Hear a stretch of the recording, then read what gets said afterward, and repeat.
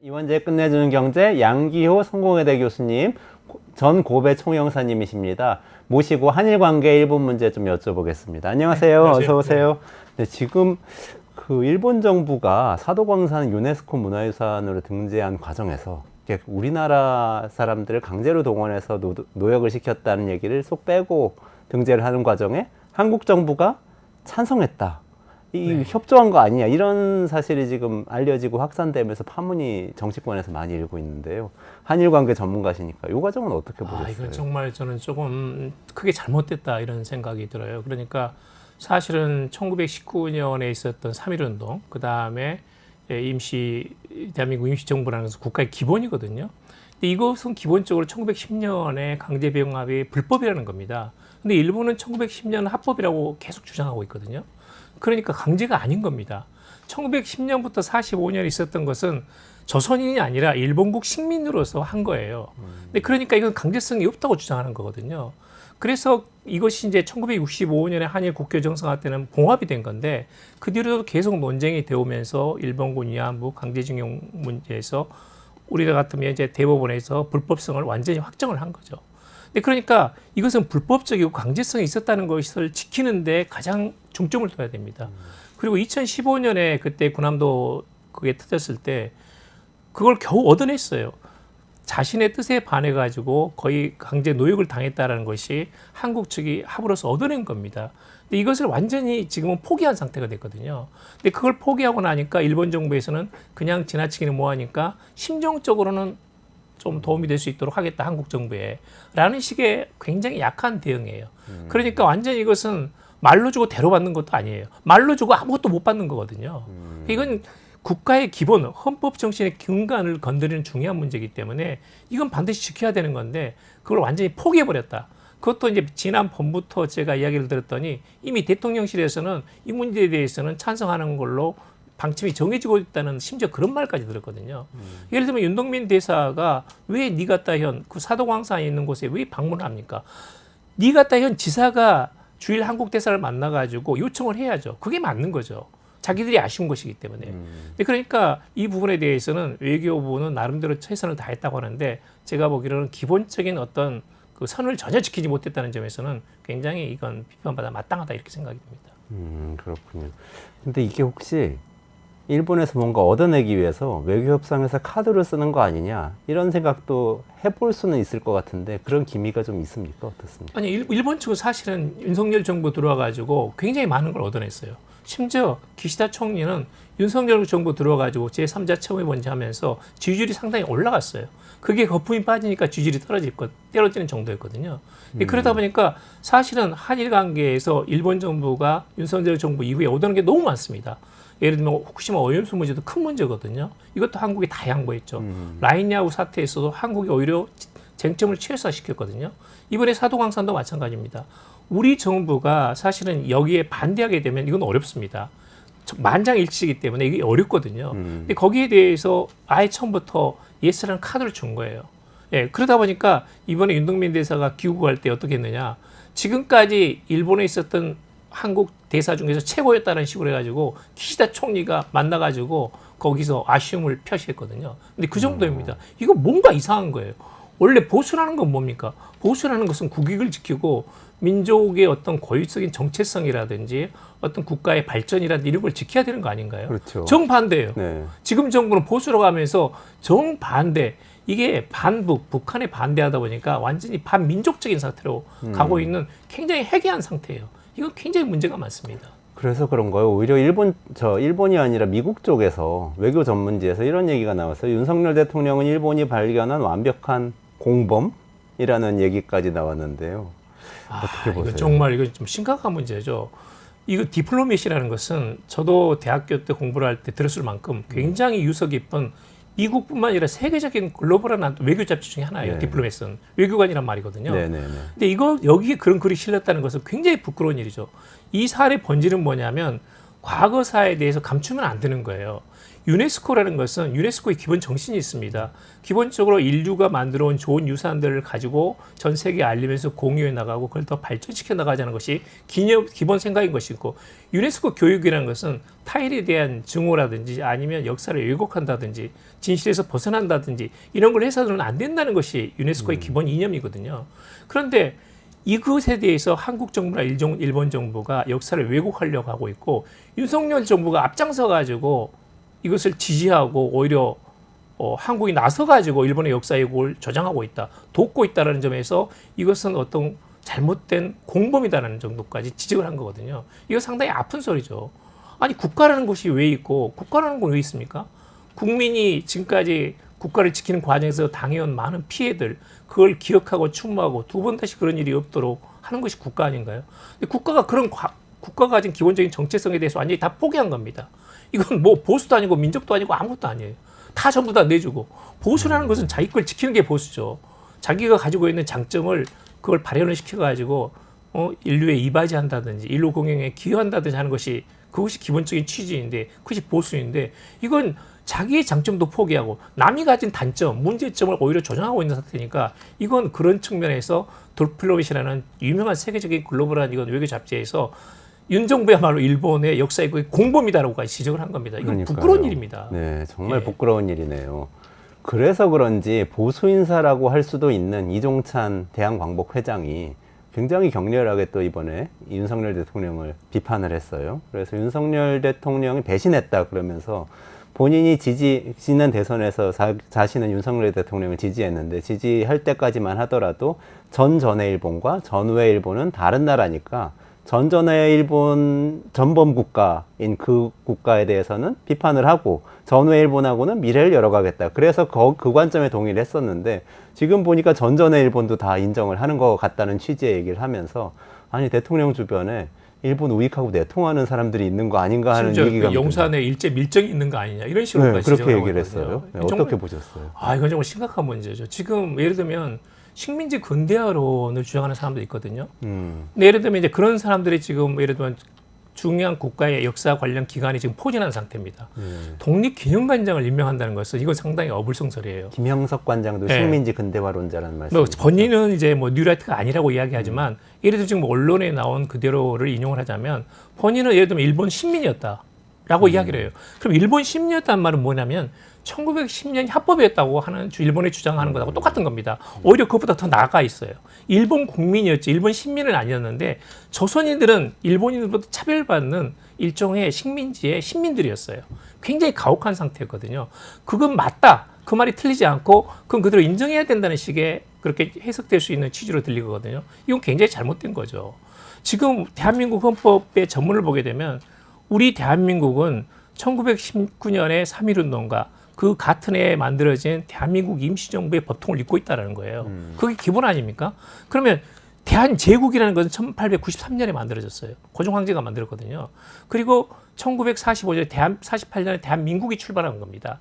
대한제국에서 그 이전에 1919년에, 그러니까 대한제국에서 대한민국으로 상해 임시정부에서 출범한 겁니다.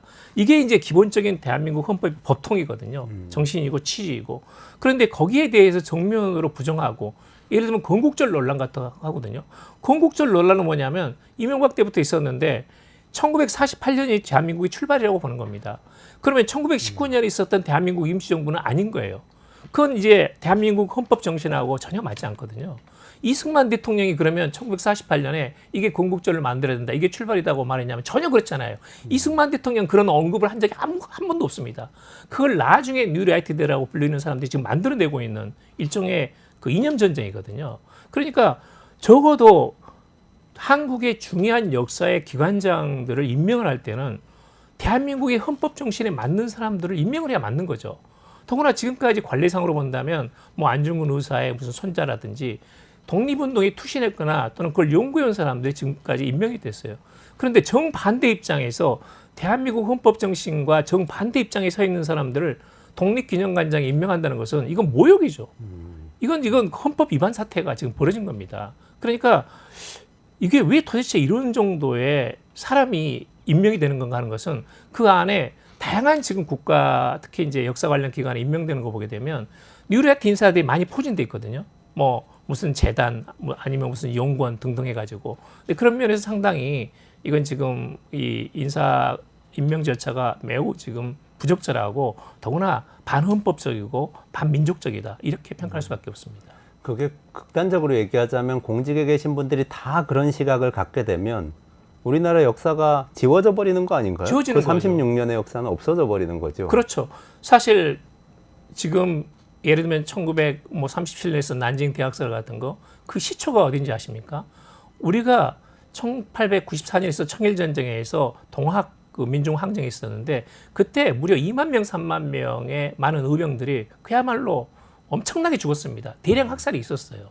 그게 점점 발전하면서 일본군들이 말하자면 제국군대가 자행한 그 악행이 바로 난경 대학살이거든요. 근데 그런 것들은 과정이 있었고 그리고 1910년대, 20년대 많은 의병들 또는 만주에서 의병 활동이 있었고 또는 임시정부에서 많은 일본에 대한 여러 가지 저항이 있었습니다. 근데 그런 것들이 지금 대한민국이 만들어진 주요 법통인 거죠. 거기 위에 대한민국이 서 있는데 그 근간을 기본적으로 부정하면서 그걸 부정하는 사람들을 계속 그것도 다른 것도 아니고 역사 관련 기관에 임명한다는 것은 크게 잘못된 거죠.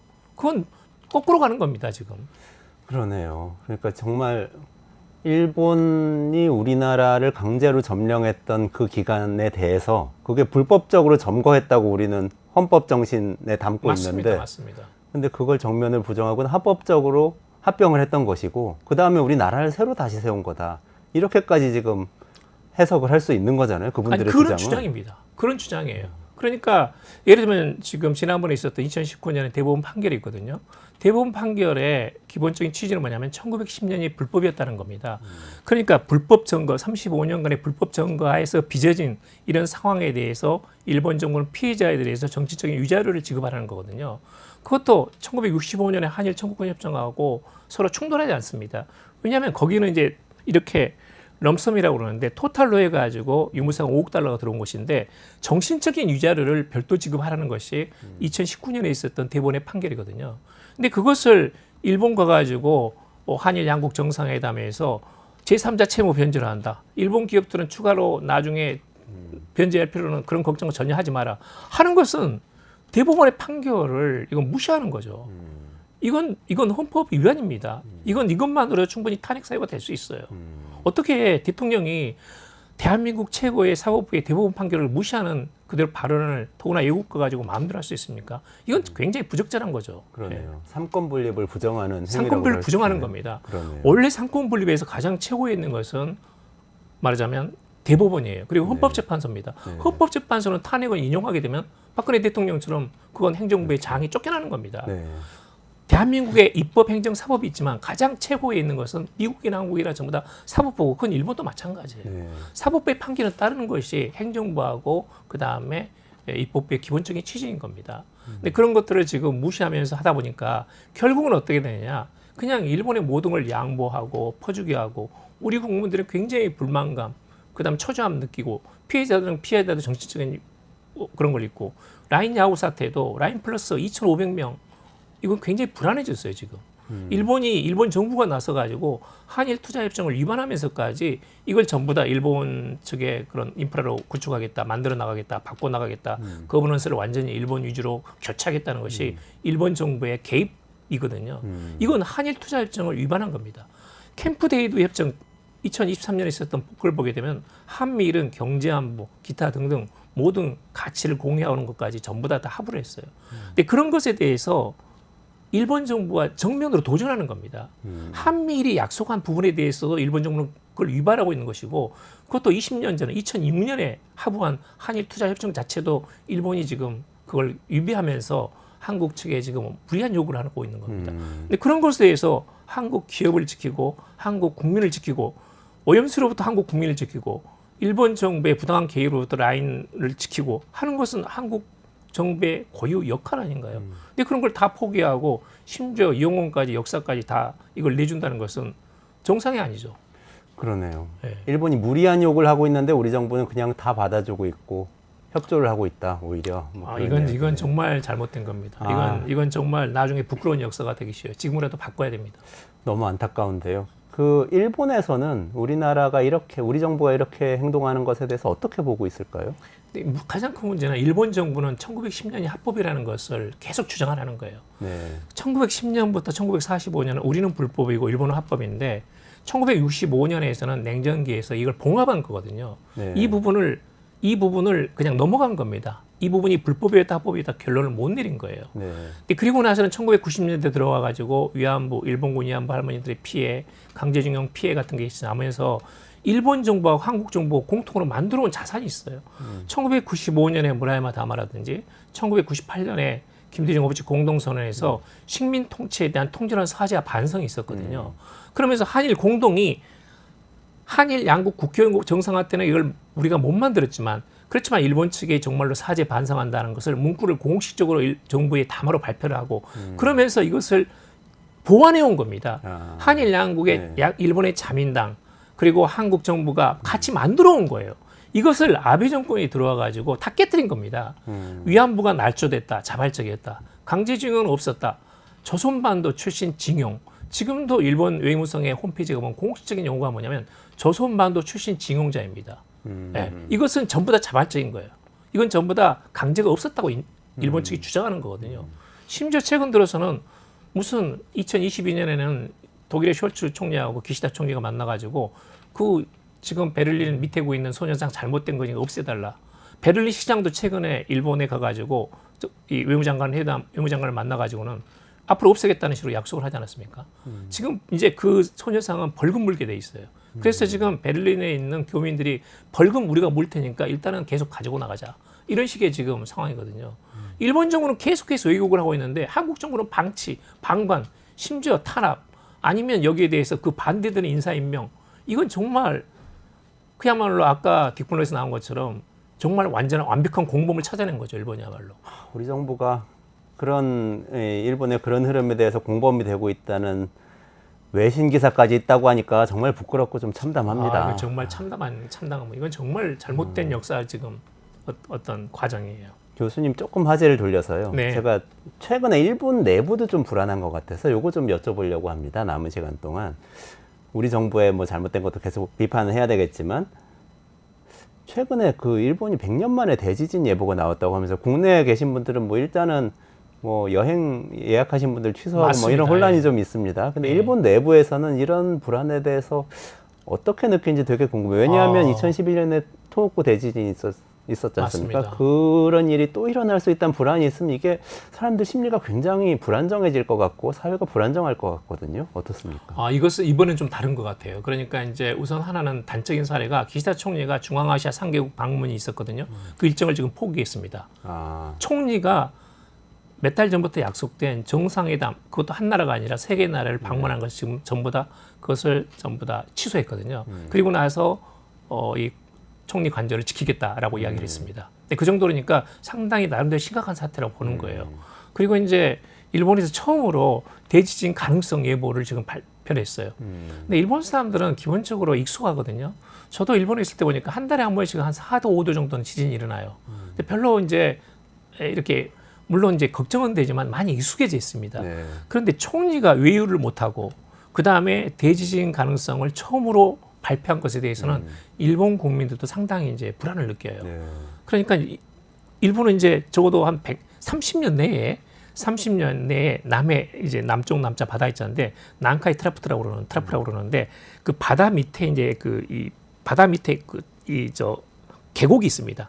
이 계곡은 뭐냐면 태평양판, 필리핀판, 일본 열도판이 충돌하는 지점이거든요. 그런데 대체로 한 9도 정도, 대개 이제 9.1이었으니까 이 동일본 대지진이 그 정도에 상응하는 정도의 지진이 일어날 가능성이 80%입니다. 30년 내에 9도 정도에 해당하는 대진이 일어날 가능성이 80%. 그러니까 오사카부터 이제 그 큐슈까지 이르는 지역인데 이 바다에서 일어나게 되면 결국은 어떻게 되냐? 쓰나미가 있거든요. 그 다음에 이제 지진으로 일본에서는 대충 한 23만 명 정도 사망하지 않을까 보고 있고요. 23만 명이 엄청난 숫자입니다.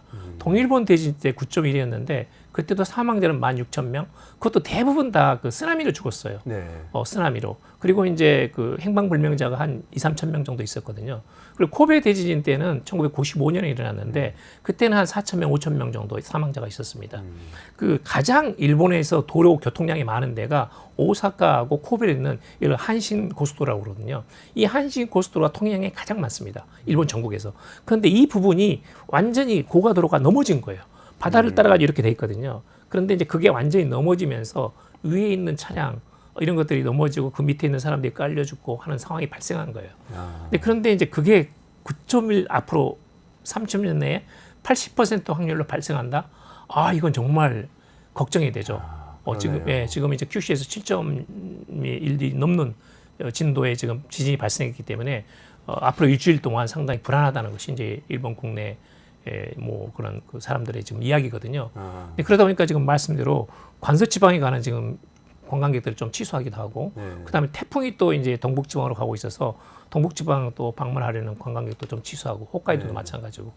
일본은 이제 재난 국가니까요, 재해 국가고, 근데 그런 게 많이 익숙해져 있긴 한데 일본 사람들 항상 불안해요. 이게 30년 내에 80%, 80%라는 게 뭡니까? 일어난다는 거거든요. 확률적으로 일어난다는 거거든요. 근데 그것도 이제 엄청난 재앙 정도의 수준에 그런 점이 상당히 평소보다는 약간 그 강도가 심각성의 강도가 세다. 이렇게 보시면 될 것 같습니다. 굉장히 불안한 상황이네요. 네.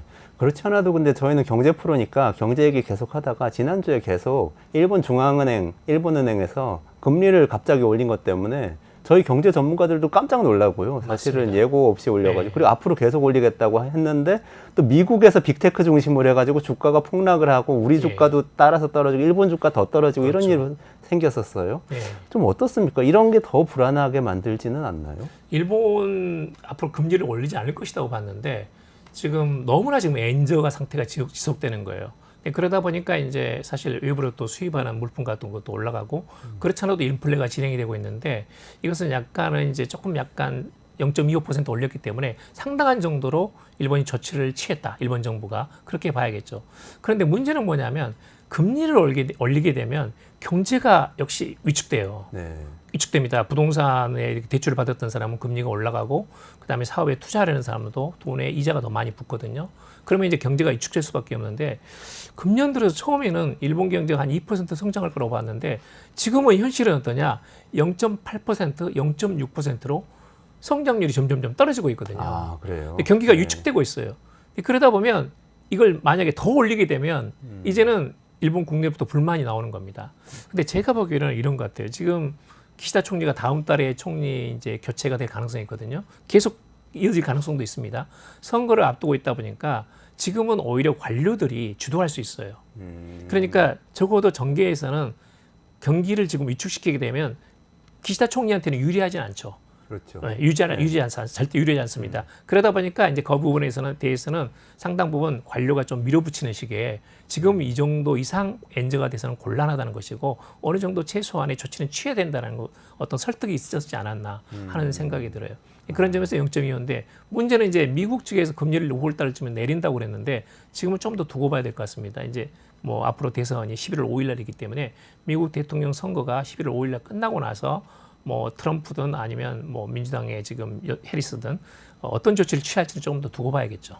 그 엔캐리 트레이드 때문에 미국 주가 폭락했다는 얘기 나오니까 일본 은행에서도 또 금방 금리 인상 계획은 현재로서는 없다 또 뭐 이렇게 발표까지 했더라고요. 그래서 약간 좀 물러난 것 같은 모습이네요. 그게 그러니까 이제 사실은 쉽지 않은 게 30년 전하고 지금하고 비교하면 다른 나라 급여들은 2배, 3배 올랐거든요. 일본 급여 하나도 안 올랐어요. 그대로예요. 약간 오른 정도입니다. 한 2% 정도 뭐 인플레가 있어가지고 약간 급여를 올리고 시급을 뭐 천행으로 무조건 올리자라고 일본 측이 주장을 했거든요. 그래서 지금 급여는 미세하게는 올랐습니다만은 다른 나라하고 비교하면 이미 일본은 너무나 독일, 미국, 한국과 임금에서 본다면 너무 뒤떨어진 겁니다. 그러니까 이제 물건을 살 수가 없죠. 그런데다 제가 있어 보니까 일본이 오히려 소득세가 높아요. 그래요? 급여를 딱 보게 되면 소득세가 꽤 나갑니다. 그런데다가 월세가 있어요. 거기는 전세제도가 없잖아요. 그러니까 소득세하고 월세가 예를 들면 월세 10만 엔, 예를 들면 25만 엔을 받았다고 해봅시다. 그러면 예를 들면 소득세가 5만 엔, 그 다음에 월세가 10만 엔, 15만 엔이 나가는 거예요. 그럼 남은 돈이 10만 엔이 남는 겁니다. 이걸로 생활하고. 근데 그러다 보니까 일본에서 제가 있을 때 누가 자기가 오늘 밥 사겠다, 술 사겠다 하는 사람 만난 적이 없어요. 기본적으로 전부 다 대치페이입니다.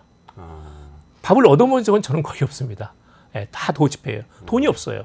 쓸 돈이 거의 없는 겁니다. 국민들은 가난하군요. 가난하죠. 예. 물가 자체가 또 교통비도 엄청 비싸고 네. 역시 한국보다는 물가가 비싸요. 일본은. 네. 그러다 보니까. 그렇지 않아도 최근에 물가는 또 오른다는 얘기가 나와서 국민들이 힘들다고 하니까 또 그래서 중앙은행이 금리를 올리겠다고 했던 측면도 있는 것 같은데요. 그렇죠. 그러니까 이제 너무 이제 물가가 오르면 곤란하니까 금리를 좀 올리면 좀 다운되지 않습니까? 네. 그러면 좀 나을 거라고 하는데 문제는 이게 구조적이에요. 예를 들면 30년간 비교를 해보면 급여는 전혀 오르지 않았고 이렇습니다. 30년 전에는 고령화 비율이 20% 안 됐거든요. 지금은 30%예요. 전부 다 젊은 세대들이 부양해야 될 세대들은 엄청 늘어나고 있어요. 뭐 지방 가면 더 말할 것도 없고요. 그런데다가 30년 전에는 비정규직이 20%안 됐어요. 지금은 무려 40%입니다. 그러니까 100% 가운데에서 노동인구 가운데 40% 거의 절반 가까운 인구가 비정규직이에요. 그 연금 보장 안 되죠. 보너스 보장 안 되죠. 시급으로 먹고 살아야 되는 인구가 대부분이에요. 절반 이상입니다. 절반 가까이 됩니다. 근데 그러다 보니까 이 사람들 돈을 쓸 수 있느냐? 돈을 쓸 수가 없어요. 완전하게 시급으로 올리든지 아니면 저 비정규직에 대한 특별한 대책. 예를 들면 최근 나오고 있는 게 뭐냐면 이게 뭐 기초소득 생활자에 대해서는 뭐 한 가구당 10만 엔이라든지 또는 5만 엔이라든지 해가지고 특별 지원금을 지금 일본 정부가 지급한다고 해서 10월 말까지 지금 이어지고 있거든요.